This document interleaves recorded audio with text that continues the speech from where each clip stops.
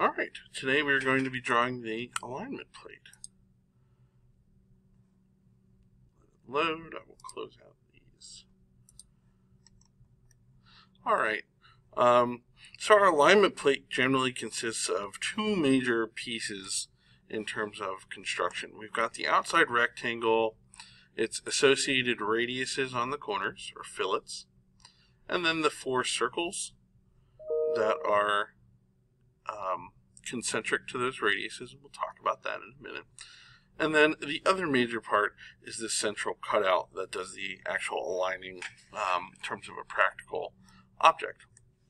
So the first thing we're going to do is we're going to concentrate on getting that outside rectangle made, because then the filleted radiused corners and the holes sort of fall into place after that. So the first thing we want to do is we want to look at our dimensions for our outside rectangle.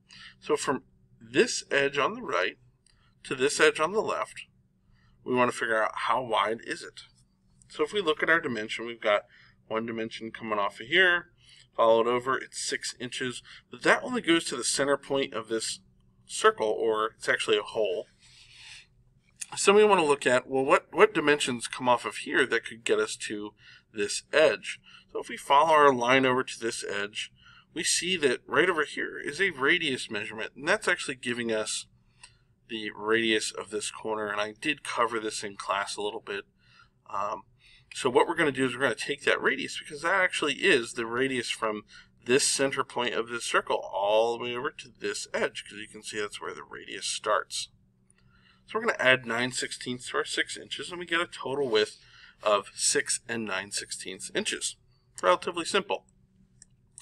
Here's where you might want to get out a pad and pen, just kind of start jotting things down, because we're looking at now the height, and there's a lot of little numbers, simple numbers, but we're going to have to do just a little bit more math on this one.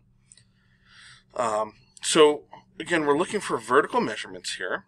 The first thing we notice is that there's no vertical measurements in the top half of this, and that's because we have this bluish line across here that's made of long dashes and short dashes with spaces in between, and that's called a center line. And on a rectangular object, it's actually an implication of symmetry, meaning anything that happens below this line is also going to be duplicated above this line. So if we know the distance from the center line to the bottom edge, we can multiply that by 2 to get the total height. So we're going to take any vertical measurement below here and add all those up and then multiply it by 2. So we look at our vertical measurements here. We've got 1 inch, so that's from our center line to this horizontal edge. We've got 1.5 inches, and that goes and touches that circle again.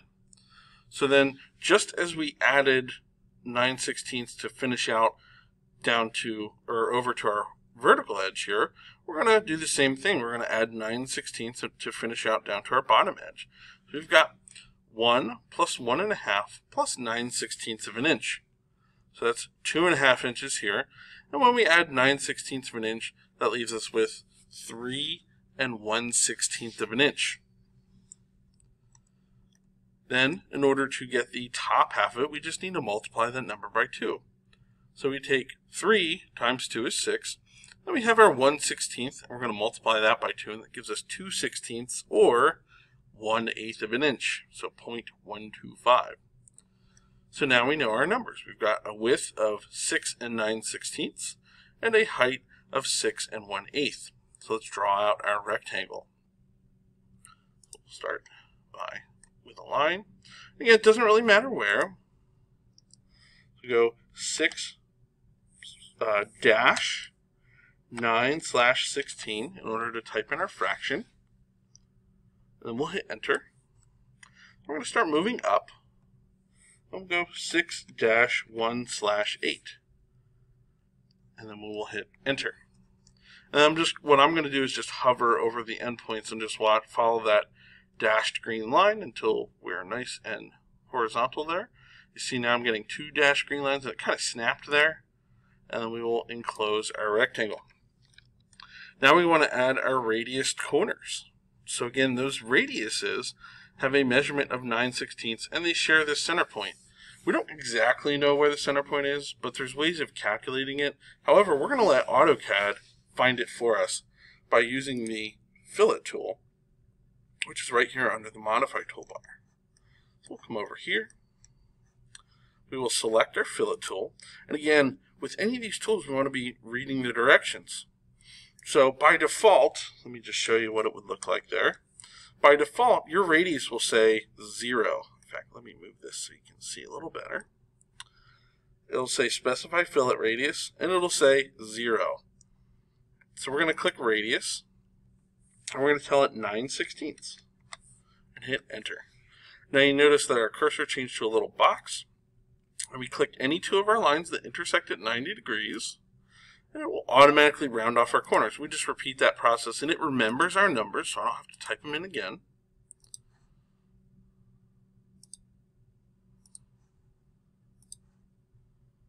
Just do that. All right. So now we've got our 4 corners rounded off. Quick, simple. The math is the hardest part. Now we want to find our holes, our circles here. Now, the radius and the circle both share the same center point, so they're concentric is our vocabulary term there. And if we look at the dimension, it says diameter 0.5 times 4. Again, that doesn't mean, just like with the 9/16, that doesn't mean that we're multiplying that number by 4. It means that it exists 4 times. So we have a diameter of 1/2 inch at each of these. So we're going to go to our draw tool. We're going to click on circle.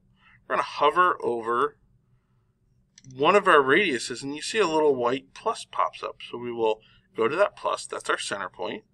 We'll type D for diameter, and we'll type 0.5. Now, rather than doing that multiple times, I'm just going to use the copy tool. So under Modify, click Copy. Click our circle, hit Enter. We'll make sure we grab that by the center point there. We'll just hover over our radius, find the little white plus, and click on that. We'll do that on all 4 corners. Very quick process that way. All right, easy peasy.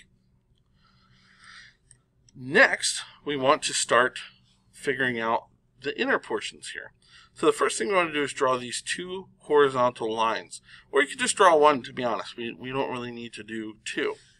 So the first thing we're going to do is we're going to draw a line down the middle to sort of duplicate the center line. It doesn't need to be a center line. It's just sort of a temporary line that we're going to use. So we'll come over here. We've got to make sure we find this midpoint here. We'll just draw a line across the middle. So again, we use the midpoint marker for that. And now that we have that marked, we can move down 1 inch. A couple ways you can do that, but I'm going to use the offset tool. So we'll go to Modify, we'll select Offset, click our line, and we'll start moving in the direction we want to go. And then I'm going to type 1 on the keyboard, and then hit Enter. All right. Then we want to put a line here. So we need we're concentrating on vertical lines here. We're not worrying about the curves at this point. So if we look, we've got a few things going on here. We've got a measurement here that shows 1.75, and that shows 2 center points. So maybe we'll mark out those center points.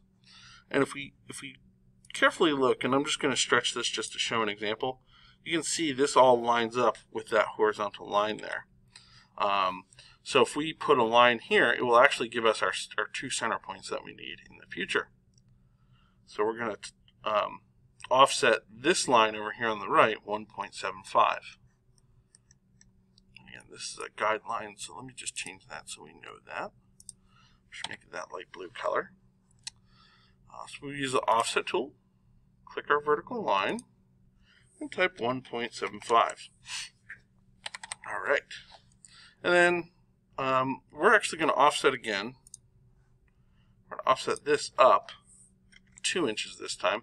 We get that 1 inch spacing on both sides. So now we have our 2 center points kind of marked out.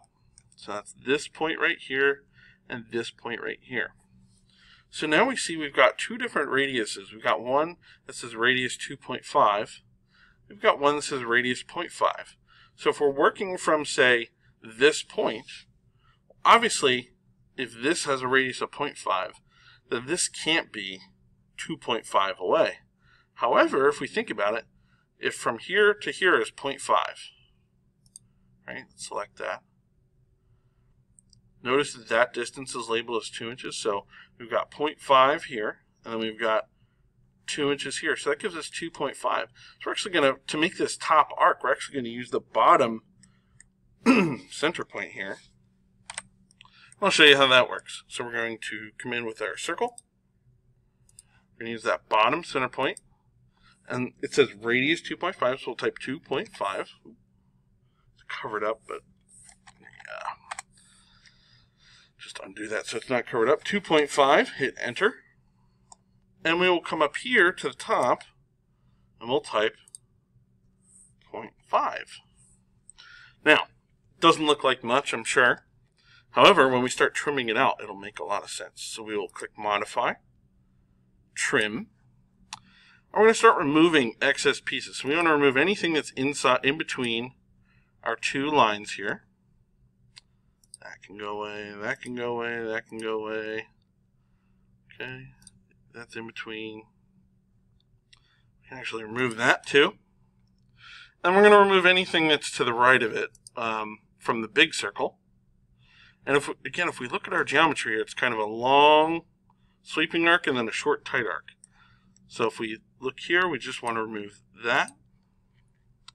Okay. We can actually stop there. We're going to remove this vertical line. And we will use our line tool. We're going to draw a vertical line down here to the center. Okay. And what we're going to do is we're going to use one more tool here. We're going to hold Shift as we select. So we're going to select these three objects. So the longer curve, the 2.5 curve, the 0.5 curve, and this little vertical line that I drew there. And we're going to use a tool called Mirror. So that's these two triangles. Select that. So specify first point of mirror line. So we're going to click our center one here. And then click the other end of our center line. And you can see it's now, try that again. So we're going to select 1, 3, enter, click both ends of our center line, and then now it says erase source objects, click no. So we want to keep those. And we have a little more trimming to do to make it look like this. So we're going to remove some of these excess bits of our lines here. And we'll remove that. Okay. Remove that. Trim off the opening. And there we are, we're done. So again, we've got our 2.5 radius, our 0.5 radius, and then this vertical connector here. We mirrored it. We had to find our two center points first. That one and that one. And then now we've created the alignment plate.